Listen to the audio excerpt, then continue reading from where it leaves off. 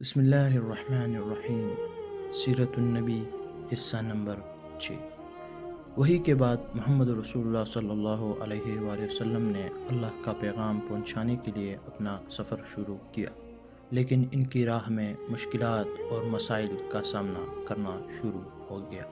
مکہ کے سرداروں نے ان کی دعوت کا سخت مخالفت کیا اور اس کے اثرات محمد صلی اللہ علیہ وسلم اور ان کے پیروکاروں پر پڑے، لیکن محمد صلی اللہ علیہ وآلہ وسلم نے اللہ کی رہنمائی کے پیغام کو پھیلانے کا عزم کیا اور ان مشکلات کا سامنا بڑی ثابت قدمی سے کیا۔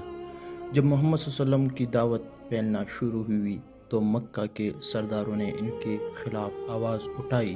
انہوں نے کہا، یہ شخص ہمارا مذہب بدلنا چاہتا ہے۔ مکہ کے بڑے بڑے سرداروں نے محمد صلی اللہ علیہ وآلہ وسلم کو دھمکیاں دی اور ان کے پیروکاروں کو بھی ڈرایا تاکہ وہ اللہ کی دعوت کو چھوڑ دیں۔ محمد صلی اللہ علیہ وسلم نے ان تمام دھمکیوں اور مخالفتوں کے باوجود اپنی دعوت کو ترک نہیں کیا۔ انہوں نے ہمیشہ اللہ کی رضا کی کوشش کی اور صبر سے کام لیا۔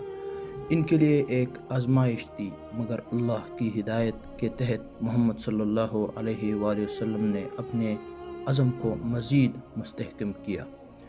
محمد صلی اللہ علیہ وآلہ وسلم کی حمایت میں حضرت ابو طالب کھڑے ہوئے اور قریش کے دھمکیوں کے باوجود محمد صلی اللہ علیہ وآلہ وسلم کا ساتھ دیا۔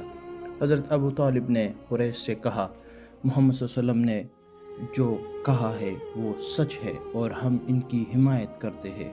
حضرت ابو طالب کا یہ عمل محمد صلی اللہ علیہ وسلم کے لیے حوصلہ افزا تھا اور ان کی حمایت نے محمد صلی اللہ علیہ وسلم کی دعوت کو مضبوط کیا۔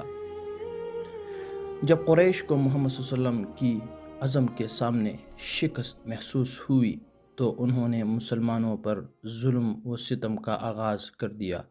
مسلمانوں کو تنگ کرنے کے لیے قریش نے ان پر جسمانی تشدد، مالی دباؤ اور سماجی طور پر بدنام کرنے کی کوشش کی، مگر محمد رسول اللہ اور ان کے پیروکاروں کا ایمان اور صبر بڑھتا گیا۔ قریش نے مسلمانوں کو معاشی اور سماجی طور پر بائیکاٹ کر دیا۔ وہ مسلمانوں سے بات نہیں کرتے تھے، ان سے خریداری نہیں کرتے تھے اور انہیں معاشی طور پر تنگ کرتے تھے۔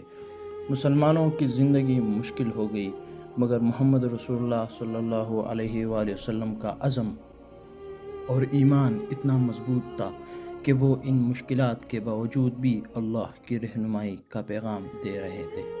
محمد صلی اللہ علیہ وسلم کی دعا اور عزم